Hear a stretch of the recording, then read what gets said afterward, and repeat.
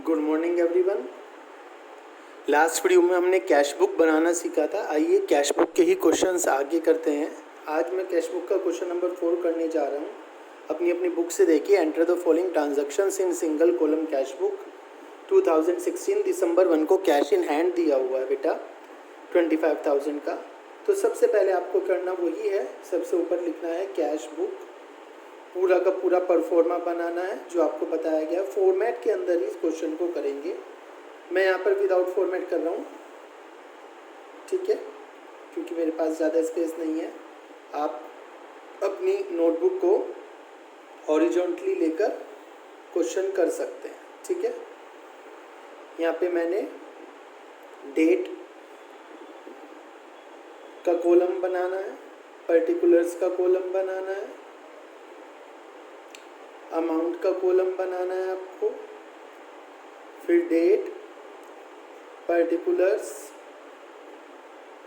Amount. मैंने यहाँ पे दो दो कॉलम छोड़ दिए हैं, डेबिट और क्रेडिट साइड, वाउचर नंबर और लेजर फोलियो के, वीआर नंबर और एलएफ, ठीक है, वो आपको बनाने हैं, डेबिट साइड, क्रेडिट साइड, ठीक है। आइए करते हैं। फर्स्ट ट्रांजैक्शन है दिसंबर 1 को जो ट्रांजैक्शन है उसमें cash in hand. Cash in hand का मतलब क्या है? कैश जो हमारे पास है। तो ज़रूरी नहीं है कि बिज़नेस आज ही स्टार्ट हुआ हो, बिज़नेस पहले से स्टार्ट है। अब जब बिज़नेस पहले से स्टार्ट है तो लास्ट मंथ का जो बैलेंस है उसे बोला है इन्होंने cash in hand. Cash in hand को हम कैसे शो करेंगे? तो बेटा कैश इन हैंड को कि हमारे पास जो कैश है उसे लिखेंगे टू बैलेंस बीडी। यहाँ पे बीडी का मतलब होता है ब्रोड डाउन। ब्रोड डाउन का मतलब क्या होता है? कि जो पीछे से लाया गया हो। पीछे से लाने का मतलब लास्ट मंथ का जो बैलेंस बचा था वो हम उठा के लाए हैं, brought down. To balance BD. कितना बैलेंस उठा के लाए हैं? 25,000। इसके बाद बोला है कैश सेल्स। जब सेल हुई है तो पैसे आएंगे कि जाएंगे? आएंगे तो डेबिट साइड, जाएंगे तो क्रेडिट साइड। आपको बोला था only cash transactions cash book में एंटर की जाएंगी, तो पैसे आ रहे हैं 2 दिसंबर को।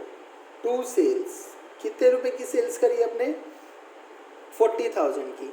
साथ में CGST SGST के पैसे भी आए हैं, तो लिख दीजिए 2 दिसंबर को ही टू आउटपुट CGST। ध्यान कीजिए जब सेल्स करते थे तो आउटपुट CGST SGST आती थी। टू आउटपुट SGST, ठीक है। 40,000 का 6%, 2,400 receive from X on behalf of Y। X से मिले on behalf of Y। X ने किसके बिहाफ पर दिए? Y के। इसमें ऐसा हो सकता है कि मैंने आपको पैसे दिए और मैंने कहा शॉपकीपर को पैसे दिया, और कह दो कि सर ने भेजे हैं, तो शॉपकीपर क्या कहेगा कि आपने पैसे दिए हैं या मैंने पैसे दिए हैं? सिंपल सी बात, वो मेरे नाम से चढ़ाएगा, वो मेरे नाम से क्या करेगा? एंट्री करेगा कि अंशुल सर ने पैसे भिजवा दिए किसी और के हाथ, ठीक है ना। तो ऐसे ही यहाँ पर X ने पैसे दिए, मगर किसके बिहाफ पे दिए? Y के बिहाफ पे दिए। तो हमें पैसे आए या गए? पहली बात तो आए तो क्या होंगे? डेबिट होंगे। कम्स इन डेबिट होगा। टू, और यहाँ पे आएगा Y का नाम, क्योंकि Y की तरफ से आए, टू वाइज अकाउंट। कितने रुपीज़ आए हैं Y की तरफ से? 4,000।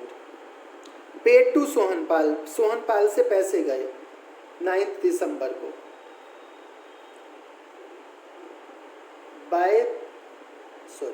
Bye Sohan Pal's account.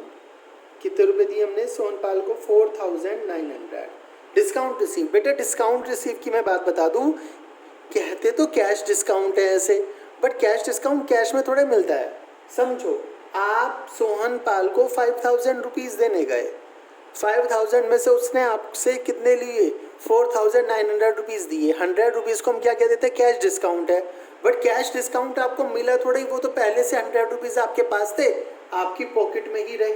बस जर्नल एंट्री करके दिखाना पड़ता है उसकी कि 5,000 की जगह आपने कितने दिए? 4,900 रुपीज़ दिए। तो 100 रुपीज़ को हम कैश, क्योंकि हमने अभी पे करा, उसे कैश डिस्काउंट मान लेते हैं। मगर कैश डिस्काउंट में ना तो कोई पैसा आता है ना जाता है, ठीक है ना। तो उसकी कोई भी एंट्री नहीं होगी, ना ही ट्रेड डिस्काउंट की एंट्री होती है, और कैश डिस्काउंट की कैश बुक में एंट्री नहीं होगी, जनरल एंट्री होगी। Remind that.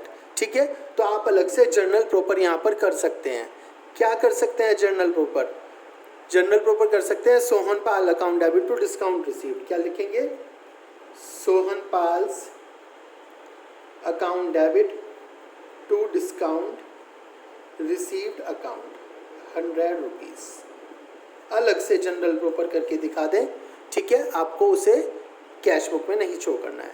Receive from Vijay Kumar, Vijay Kumar से पैसे आए तो डेबिट होंगे 12 दिसंबर को टू विजय कुमार, विजय कुमार अकाउंट। कितने रुपए आए? 7800 और डिस्काउंट अलाउड हुआ 200 का। फिर जनरल एंट्री कर दीजिए, discount allowed account debit to Vijay account, ठीक है, कितने? 200 रुपीज़ का डिस्काउंट अलाउड हुआ, ठीक है। नरेशन लिख दीजिए, सब कुछ फॉर्मेट में कर दीजिए। Boat goods for cash, cash में सामान खरीदा, पैसे गए होंगे। बाय परचेजेस, कितने रुपए की परचेजेस करी है? 20,000 की। साथ में CGST SGST भी दी, तो 20 दिसंबर को ही बाय परचेजेस के साथ क्या था? इनपुट CGST 6% 1200, 20 दिसंबर को ही बाय इनपुट SGST 1200 6% निकाल दिया, ठीक है। फिर पेड कार्टेज 21 दिसंबर को बाय कार्टेज 1000 और उसके साथ CGST SGST भी है। 21 दिसंबर को ही by input CGST 6% 60 rupees by input SGST 6% 60 rupees. इस तरह से आप करेंगे, ठीक है। इसके बाद क्या दिया गया बेटा? Remitted to Dharmveer. रेमिटेड का मतलब था भेजना।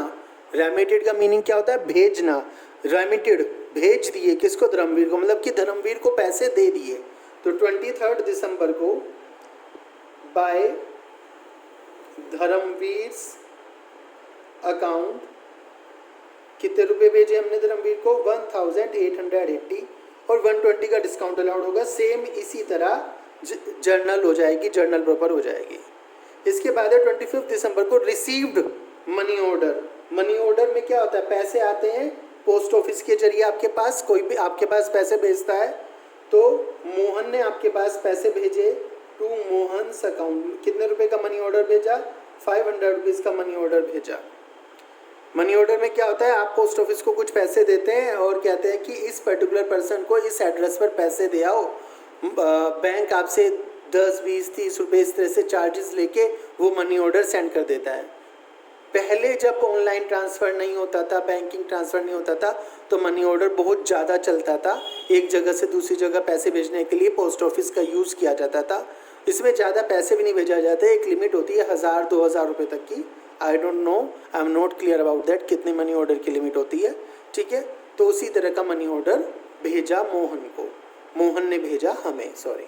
बोरोड फ्रॉम महावीर, महावीर से उधार लिए।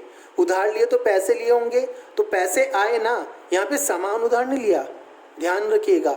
यदि क्रेडिट परचेजेज होती तो हम इंक्लूड नहीं करते, but borrowed from Mahavir, Mahavir से पैसे उधार लिए। पैसे उधार लिए तो पैसे आए हमारे पास 7500। 27 दिसंबर to Mahavir loan account. Loan जरूर लिखेंगे यहाँ पे, क्योंकि उधार लेने का मतलब हमने उससे लोन लिया है। रिसीव फ्रॉम भूषण 29 दिसंबर टू भूषण। कितने रुपए लिए हमने भूषण से? 3900।